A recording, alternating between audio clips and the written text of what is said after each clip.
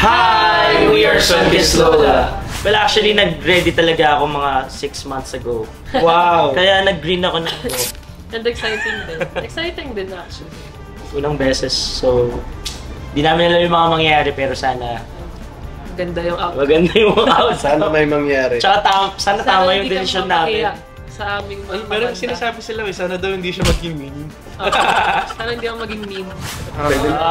Pwede na siguro sila umupo. Oo, kasi parang para sa amin talaga to eh. Yun! Ang galingan nyo kasi 10% lang gagawin namin. Wow! Matulog nga ako habang naglalaro eh.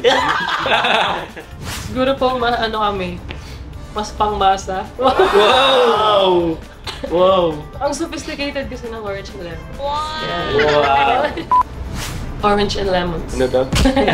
Actually, wala Ako, hindi kami nagsistick sa isa para yung possibilities. Ako nalalook up ko si Titingnan ko sa Juan de la Apple Cruz. Si Sir Mike Hanopon. Tsaka Blackpink.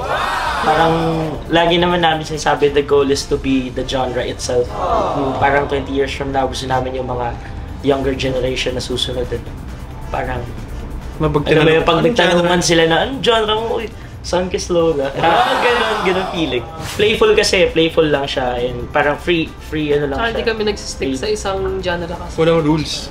No rules. Kapag pinakinggan niyo yung songs namin, iba yung vibes per song. Kaya, yun. Hi guys, we are Sunkist Lola. So abangan nyo kami sa Family Feud bago mag 24 oras.